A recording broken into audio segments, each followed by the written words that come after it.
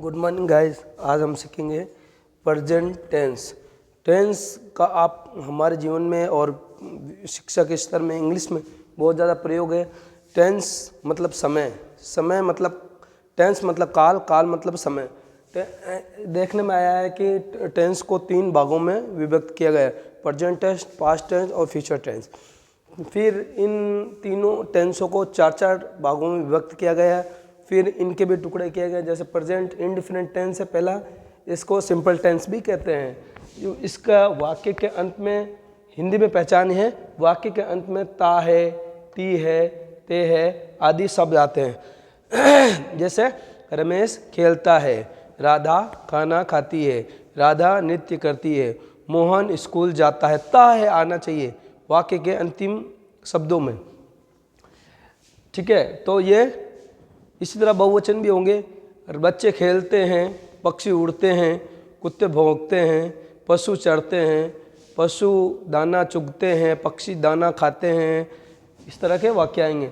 आगे इंग्लिश में देखेंगे सब्जेक्ट प्लस वर्ब की first form plus S plus object plus extra.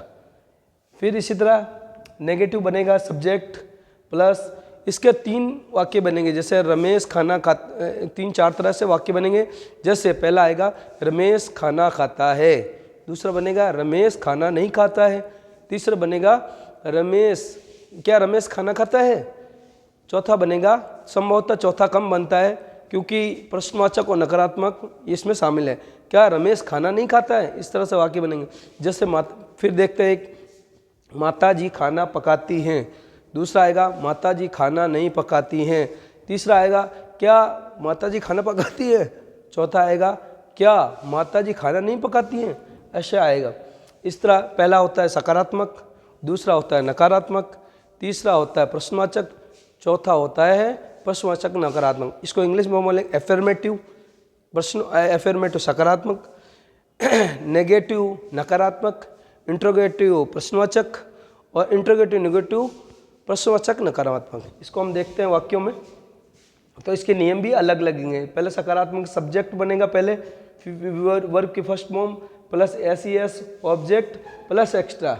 इस तरह अगर हम नेगेटिव देखेंगे subject plus do not does not, do not plural में आएगा और सिंगुलर में डज नॉट आएगा, V1 plus object plus extra.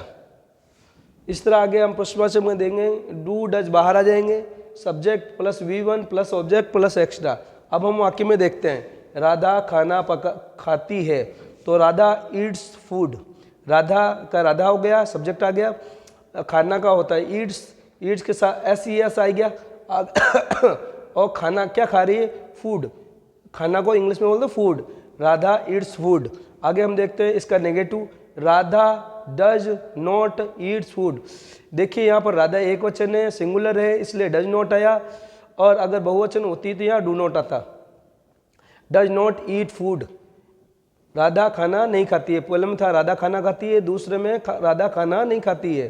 तीसरा does Radha eat food, does बाहर आ गया प्रश्नवाचक में, हमेशा डू डज या हेल्पिंग वर्ब है बाहर आ जाती हैं।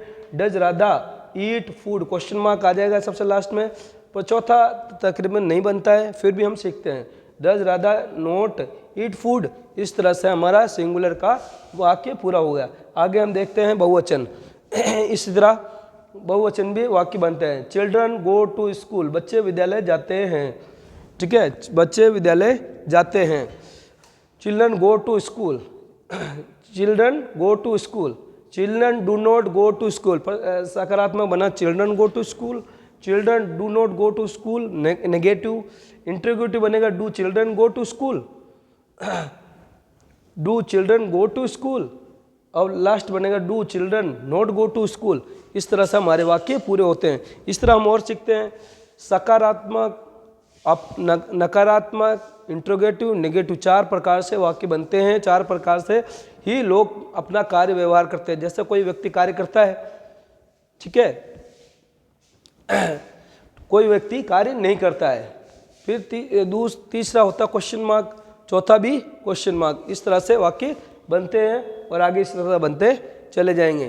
तो इसी तरह हम जुड़े रहें और सिंपल टेंस को हमने एकदम सरल भाषा में समझा दिया गया। वापस देख लीजिए, वाक्य के अंत में हिंदी में ता है ती है आना चाहिए, इंग्लिश में V1 subject plus V1 plus SES plus object, negative में डू नॉट ड नॉट आएगा, डू नॉट बहुवचन में आएगा, डज नॉट एक वचन में आएगा, और प्रश्नवाचक बनाएंगे तो डू डज बाहर आ जाएंगे, plus subject plus V1 plus object plus extra.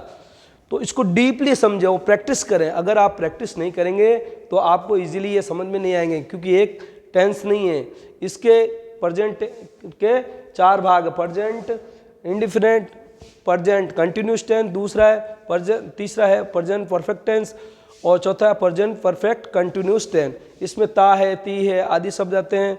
अगले में सीखेंगे हम रहा है, रही है, कंटिन्यूस चल रहा है कार्य, जैसे रमन खाना खा रहा है, सचिन क्रिकेट खेल रहा है, ये भी हम कंटिन्यू सीखेंगे। प्रेजेंट परफेक्ट में सीखेंगे चुका है, कार्य कर चुका है, रमन खेल चुका है, राधा खाना खा चुकी है, कुत्ते जंगल में जा चुके हैं, महिलाएं गीत गा चुकी हैं। इस तरह से वाक्य बनेंगे।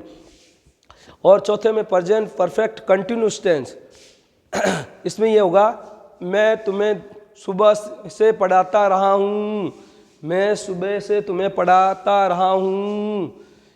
इसमें हैव बीन, हैज़ बीन वगैरह भी लगेंगे।